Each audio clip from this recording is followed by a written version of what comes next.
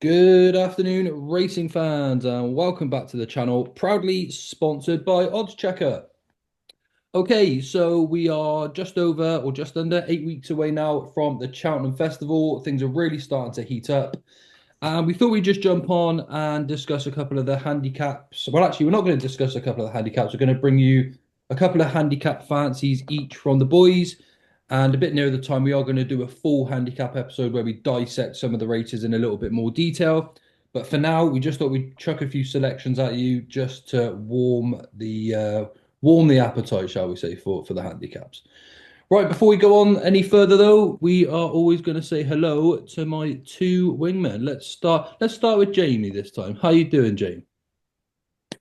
Great. If he stopped Jonah in Hatton winning in the golf, if he keeps shutting up about it, he's to the shot ahead. If he doesn't win, I'm going to come over up to Carlo and burn down your house. Oh, Jesus Christ, yeah, yeah. So yeah, anyone we're watching our selections at the moment. We've got Hatton. He was two ahead. He's now only one ahead. So if you see Scotty's eyes wandering like they are there, it's because he's keeping an eye on the And leader. he's so obvious, isn't he, when he's wandering, when there's It is. snooker on or darts, the He's eyes either, go like this, though. I was going to say he's He either got does snooker on, both the darts. moves. It's either snooker, darts, golf, or Coventry most of the time that he's watching up there. Scotty, how you doing, mate? How you feeling today? You had a bit of a party yesterday, did A you? wobble. A what? Yeah, I'm feeling good today. I was in bed till 8 p.m. last night. So yeah, I was a bit quiet, but feeling a lot better today. Thank you. All Good, good. mate. Good. Glad you're back on form. Glad you're back on form. Right. Okay. Now, before we jump into the selections, anyone that knows you as our viewers do have the opportunity to come over and join Oddschecker Unlimited with 20% off. If you click the link in the description below and enter code GJOE20, you'll get my racing selections, my Ante-Post selections, Andy Holding selections, the Road to Cheltenham preview. You'll get a free share in a racehorse as well. But also, you will get exclusively my golf selections, and we're doing pretty well this year. We won on the first event of the year with the first and the second. And as we've just mentioned, we're going quite well now, but we don't want to jinx anything, so I won't say too much more. But as I said, there's a link in the description below using code GJO20. Right. So as I said, we've got a few handicap selections just to go through. It won't be the longest of episode. Jamie, how many selections have you got? What sort of price range are we looking at? Four price ranges from 10 to 1 to 40 to 1. Lovely. Scotty, how many selections you got and price range? I've got four selections, and they range from 14 to 1 up to 33 to 1. Awesome. And I've got two selections. I was considering having more, but I got the two, 25 to 1 and 66 to 1 as well. Right, let's go straight into it. And we're going to start with Jungle Boogie here. What have you got then for us, Jane? Give us your first selection. But save your favourite or your best or the one you're looking forward to the most till last, if you would, please. The first selection, Joe, will be in the per temps. It's an obvious one. It's the Wall Park. 10 to 1, bet 365, 6 to 1, non-runner money back on William Hill. It's just one over course and distance, Joe, really, in the October meeting after Market 145. Beat Gow Road by 2.5 lengths. Gow Road was second to Lucky Place, obviously in the Royal Keel. The interesting thing about that, though, is the 11th that day, the giant favourite, El Gasparo, went on to win at Leopardstown. Oh, nice. Yeah. He's by far the best form in the race. A mark of 152. He ran obviously the long walk at Ascot behind Crambo and Hidden Valley Lake and all them. He finished 3 lengths behind. He ran on well. I think it was a shock to the system being a grade one. Now, there's still a possibility that he could run in the stairs herd. There's no doubt about that. But I think if you have a Danny Gilligan claiming 3 to the mark of 149, 145 he won off in October. I mean, like, he had loads left, and the form is there for everyone to see. I know he's very, very obvious, and a lot of people on the Twitter sphere, YouTube sphere, had put him up. But if he runs in this, it's basically a grade one, grade two horse in a handicap, and Yeah. he's Yeah. better than he's originally mark. He's still better than he's now mark of 152. So any claimer will just make him an easier winner. But if they put even a decent jockey like Jack Kennedy's back or Sammy, it wouldn't bother me. Gainford rode him at in the October meeting. But yeah, he'd be my first selection. 10 to 1, take the chance he runs. 6 to 1, get your money back. He's definitely like a, say, at the moment, a big team captain pick for me for the handicaps. Yeah. Yeah, nice shout, Jamie. Nice shout. And like Jamie said there, check out non-runner no bet and whether that tickled your fancy or whether you just want to go in and decide you're going to have the bigger price. Um, the wall park and the per attempts for Jamie starts us off.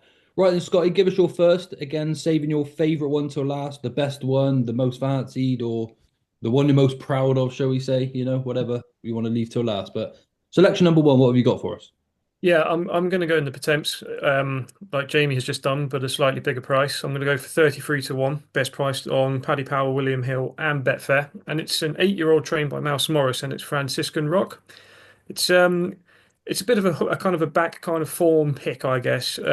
Mixed it with some very good horses, was second to the likes of Spillan's Tower in 2023, then was third in the Champion Stayers Novice Hurdle behind Gaelic Warrior, finished third. Oh, well, yeah.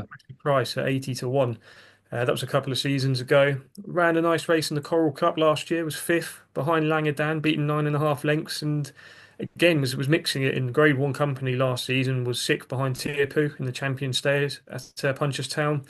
Had a bit of a weird start to this year. Ran at Cork um, in a race which he finished a third in, and then was sixth behind Pink in the Park in a beginner's chase. It was like a second attempt at chasing, but they reverted back to hurdles and has won two nice races. Beat Carl de Terrell in a 15-runner handicap race at Punchestown in November, and then went on to beat Sandor Clegane in a 4-runner race at Clonmel in December.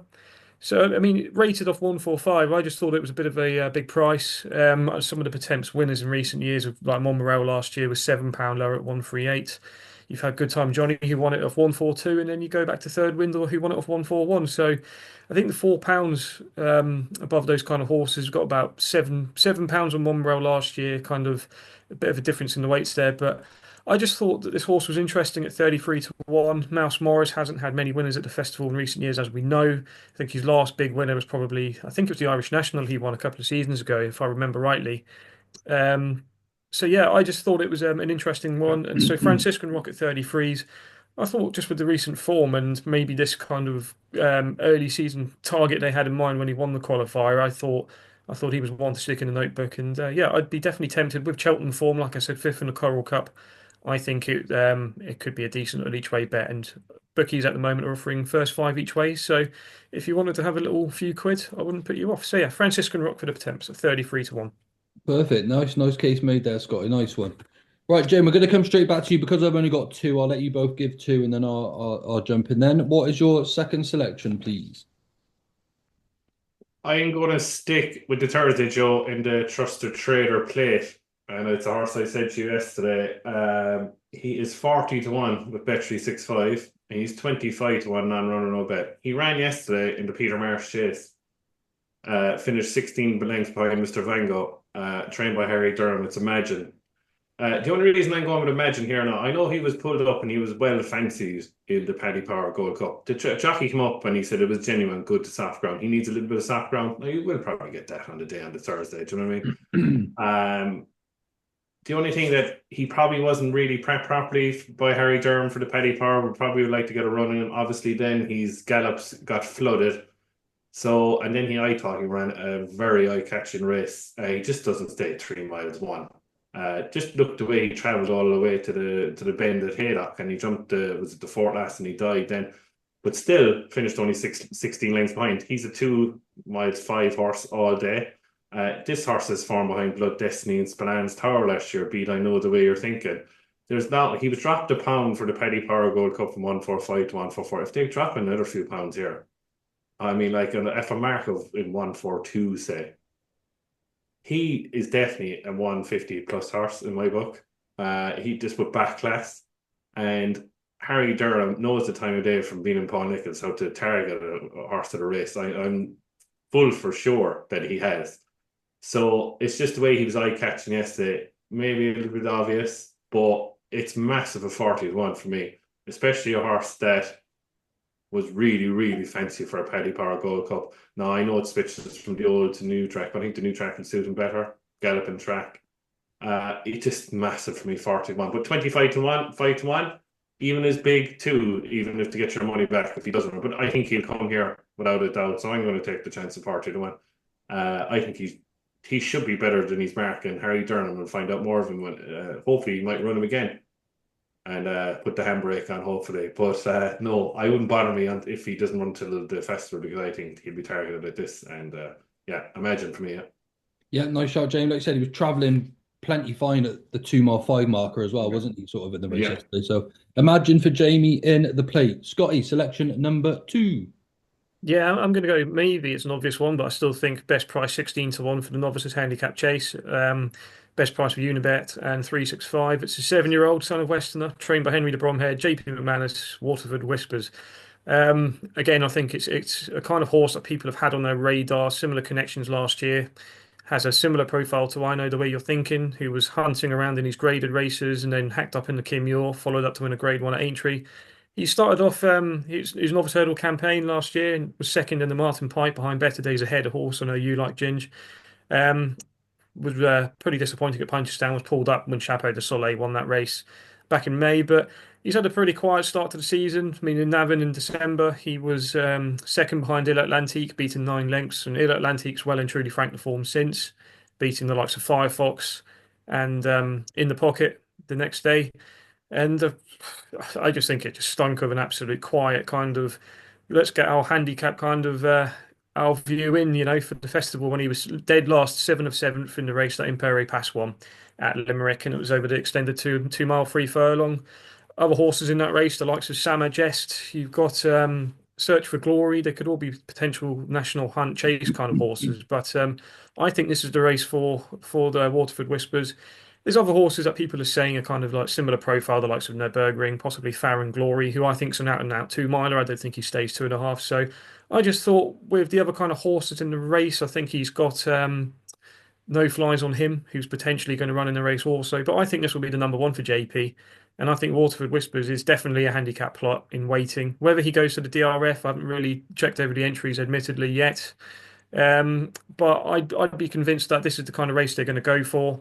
And I think if he turns up here in an officer's handicap chase, he's going to go well. Just checking the entries there, I don't think he's entered at the DRF. So my impression is they're going to go straight for this race. And I think 16 is a big price. And I think he could be gambled.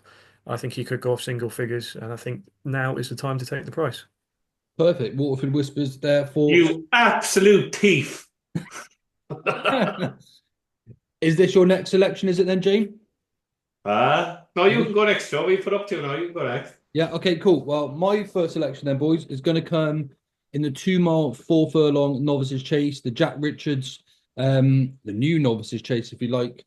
This horse has sort of been catching my eye all season. He's not necessarily thrown in as such, but he's a nice improver, and it's Jordan's at 25 to 1 for Joseph O'Brien. He's currently on a mark of 145. He's had 4 runs this year since joining Joseph O'Brien, and he's just been progressing with each run. He was really disappointing on debut at Listowel. He was second to San Salvador, which was one of his stable mates, but he jumped terribly, and he did stay on quite nicely. So it wasn't the worst effort considering it was his first start of the season.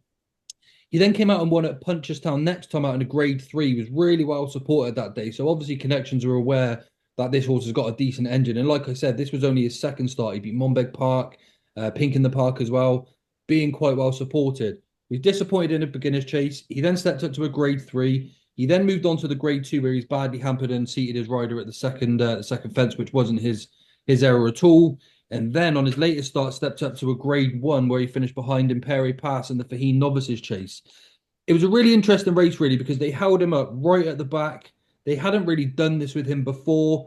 And he only managed to finish sort of 4 lengths behind Imperi Pass that day off level weights, doing his best work at the end. But Imperi Pass is the one that had first run, and he possibly could have finished even closer at the time if he was more prominently ridden. But they held him up. He jumped really well. He's a really good jumper of a fence, Jordan's. And in his 4 starts, like I said, he's gone from a beginner's chase to a Grade 3 to a Grade 2, now up to a Grade 1 finishing behind Imperi Pass. And and off a mark of 145, I think he's just a really solid option here. Joseph O'Brien's become a really good sort of target trainer. This is a horse that jumps superbly well. He's genuinely improving with every single run as well. And he does have 2 entries at the DRF. So he's got one in the Irish Arkle over 2 miles, which I think is a bit short. But he does also have one in the Ladbrokes Novices Chase over 2 mile 5. Now, not totally sure he's going to be good enough to win either. But obviously running in these may actually knock a pound or 2 off his mark. So 145 at the moment he's on. Could drop a couple of pounds if he runs on either of those. I think he's going to have a really good chance in the 2.5 miler at 25 to 1. I think he'll be primed for the day. And hopefully Joseph O'Brien can add another grade one to his already successful season. So Jordan's for me in the Jack Richards. Jamie Wrenn, let's come back to you. As I said, Joe, to start, one obviously was very obvious, the wall park, and the other one is ran a horse that ran yesterday. I just can't resist and not put up a horse that you really like, a mare in a county hurdle. She's definitely not going to run in the mare's hurdle because she's not going to stay. She's too keen. She needs pace. And the horse is at 14 to 1 Bet365 and 10 to 1 William Hill. I think if she runs in the county, she's an absolute good thing. And it's Cargeesy. Absolute good thing. She needs pace. Paul Townley was fighting her all the time, the slow pace yesterday. If you get a fast run handicap, especially, you just look at it. She's ran over course and distance. She's second to a big Arkle Tenter Majbrow who'd have collateral for now with Sergino. I mean, like, I know her form last year in the Punchestown grade one is not great. Bottler Secret has been poor this year, I thought. Nürburgring now has won a Galway hurdle, but the form behind isn't great. I understand that part. But they were touting her for a mare's hurdle. She has, I've told you that before. I know you've been fans and I've kind of held back a small bit. I never ever fancied for any grade one at Cheltenham. Not a hope. She's a handicapper. Mark of 141 I just see there after yesterday.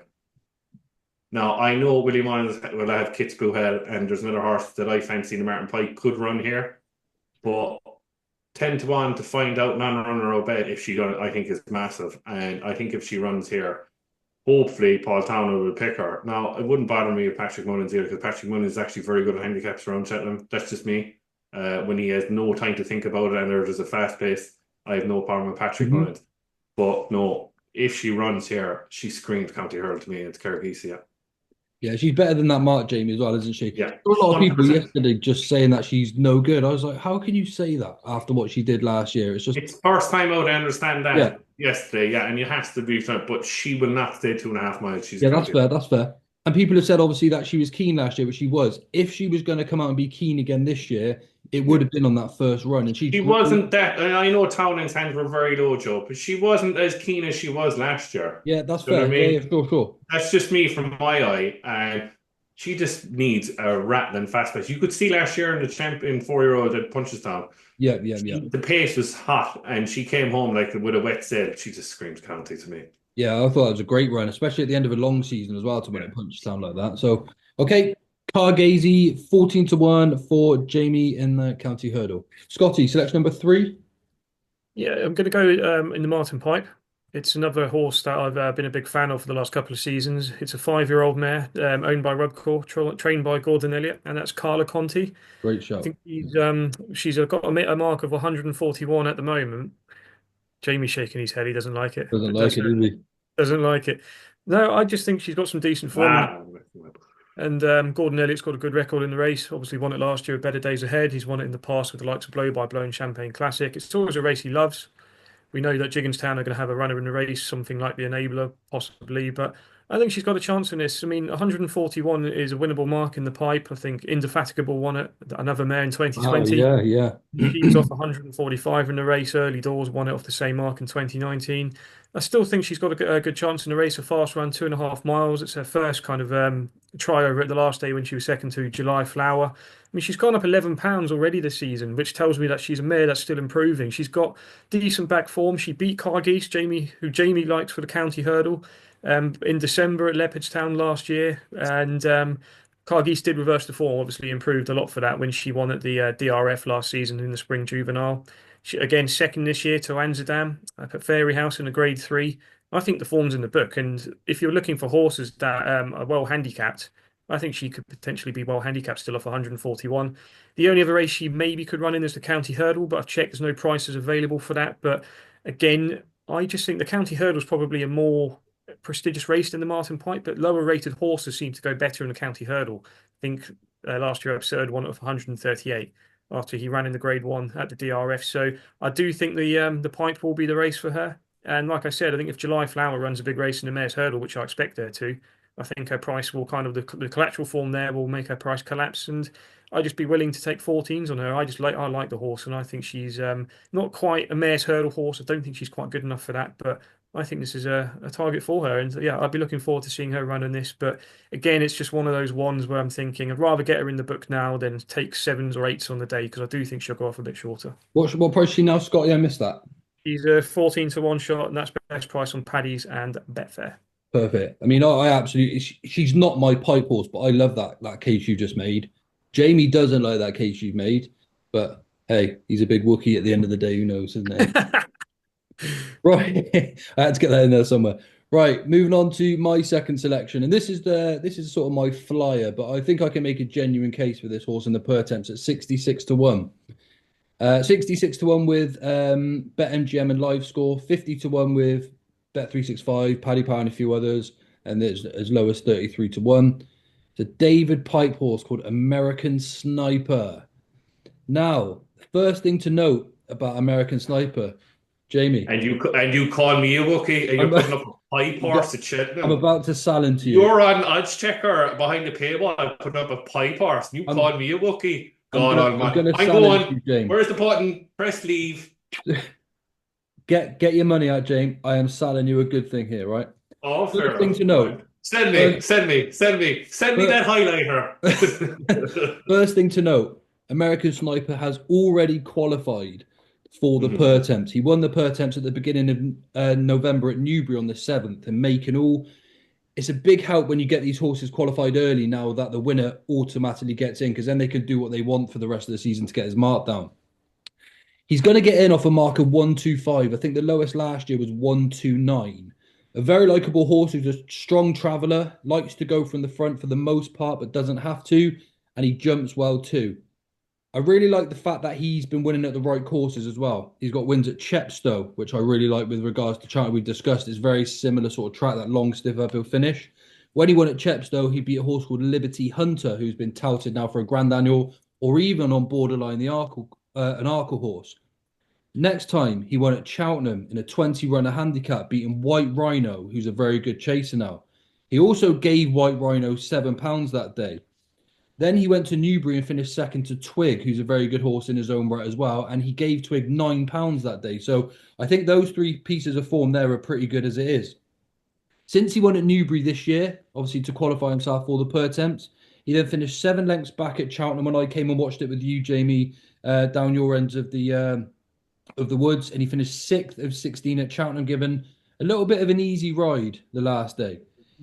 Sorry, no, Joe. Was that the race 7-7 one that day, wasn't it? Yes, you got it. Yeah. Didn't he win it? But didn't American Sniper win it the year before? The year before, that's right. You got it. He then went to Wetherby and finished 5 lengths third off a mark of 125. So just getting his mark slightly dropped a little bit. Now, he's got good form at Cheltenham. He's going to get in here off a featherweight of 125. He's won at the right courses. He beat Liberty Hunter. He beat White Rhino, giving him £7. Now, also, when he won at Newbury this year, he also beat last year's winner, Montmorel. So I think this horse has got all of the right form. And I think the fact that they've managed to get the win into him early by winning that qualifier on the 7th of November means they can now just fully target the per temps now when they get to March. Now, when he does his winning, he generally has cheap pieces on. I think they'll wait again until Cheltenham chuck a pair of cheap pieces on him again, go from the front, and he could be really hard to catch. He's off a mark of 125. He's been winning off these marks, beating some really good horses. And at 66 to 1, I think you can deserve to have a little bit of a flyer at American Sniper. Have I sold you? No. Okay, Jamie, what's your next selection then, please? No, all jokes aside, Joe, it's a great show. It is a good show, yeah. Especially with a horse that's massive form and he's won around Cheltenham. You can't, regardless of what you put up, if anyone cribs or dishes, in all seriousness, a horse that's won around Cheltenham with course form and you're dishing it, if someone dishes it properly, do you know what I mean? Yeah. You're talking shy. Do you know what I mean? Do you know what I mean? People having a clue if the Cheltenham form is everything to me as well. Yeah. 100%. Like I said, and Chepstow as well, beating Liberty Hunter. Yeah, 100% Chepstow with the undulations. It's like he had it a couple of years ago. Salvador Ziggy was second in it, and he had that October win, didn't he? So, like you say, course form is a big factor in the attempts, I think. Yeah. And of course, he's beat last year's winner as well. Monreal comes in off a featherweight. So look, at a price, I think you can afford to have a little bit of a go. And he loves Cheltenham. He's won there more than once. So right, Jamie, your final selection for the handicaps. This is the one I really like. For the Martin Pike. Now, as I said, he could run in the county, but I think he's really, really looking for the step up and trip. And I'm going to take what a quote that you said about Jordan's. Joseph O'Brien knows how to train a horse for a handicap at Cheltenham. He's 14 to 1, Betchley 6-5. He's 10 to 1, William Hill, run out Beck. The Martin Pike, and it's last year's Bulls winner, Oh, Lark in the morning. got you. I really fancy this horse. He needs a step up and trip. The only reason I think he needs to step up and trip quickly is that he ran in the Swinton last year and he was well beaten by pick a number. I know that horse has gone to America and it was faster ground, but 2 miles on Haydock was never going to be his bag. He was obviously running around in all those juvenile maidens last year. Like before the Boodles, they were going to put him out with the heavy ground. I don't think it was that heavy last year in the Boodles. The description was heavy. It was soft, right? They wouldn't have run him otherwise. The form of the Boodles is not that bad. The 4th, Harsh, went on to win a Punchestown. The 9th, Pigeon House, went on to Punchestown. The 12th, Eagle Fan went on to win a Punchestown. Eagle Fan ran very well, I thought, in the long walk as well. Did, yeah. The second horse, Eagle's Reign, this is where I'm getting at, won the Lartigue the Stone in September. The second that day was Pinot Gris. Pinot Gris then went on to win an Ace and should have, in my book, beaten Ennis Kerry in the 2-mile handicap hurdle at Leopardstown.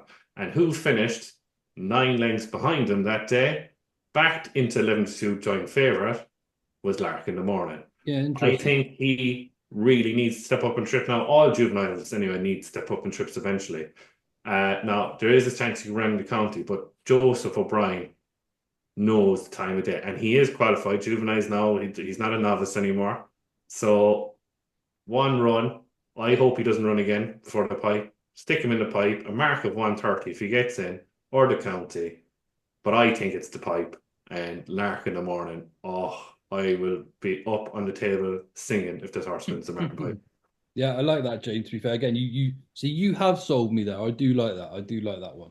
Lark in the morning for the pipe for Jamie is his last selection. And Scotty, who's your final or your favourite, and why do you like this one so much?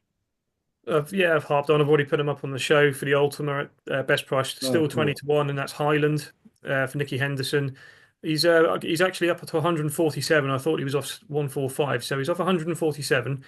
It's a mark which I still think is winnable for this race. It's still got his novice status. He's had his 5 runs. Started off earlier in the season. He was way down in June at Southwell of all places, and he won a nice little race there, beating Mahan's Glory. He's obviously progressed pretty well this season. He ran again at Uttoxeter. He was well beaten that day, but he's really turned his form round. I think he's Cheltenham 2 wins this season. In the showcase meeting, he beat Transmission, who I think's got a bit of a national hunt kind of chase kind of vibe about him. Then he followed up again in the November meeting, beating Resplendent Grey. You have to, people keep on saying, oh, I mean, Nicky Henderson, does he really do well in his races? He does. He won it with Beware the Bear, your horse, Joe, Yeah. a couple of seasons. Well, I think it's about 6 years ago now. Go on, Whoa. He's not Joe's horse. He's Tommy the Bear's horse. Beware the Bear. Tommy the But Bear. he won me a fortune. He won me a fortune, didn't he? So the 2 of you a fortune, and I never backed him. Oh, we'll have the bear on soon as well. Go on, Scott. Go. But going back to that November race, he beat Springwell Bay back in third, who was 4.5 lengths behind him. We know how that form's worked out with Springwell Bay hacking up on New Year's Day, winning the big handicap chase for John Joe O'Neill. He's a horse that likes to be ridden quite handily, very prominent, up with the pace. I think his jumping's very good. He was second to the Jukebox Man of all horses. That probably one of the talking horses going into the festival for England, being one of the big hopes in the Brown Advisory. And he was only beaten, I think, 2.5 lengths at Kempton. Probably going the wrong way round for him as well. I just think this horse is very progressive, and I think off 147, he could take some stopping in the Ultima. I think he's pretty ground dependent though. That's the only thing. I think he needs good ground, which for me, on the first day at Cheltenham, I don't think it will be the worst terrain for him to go on.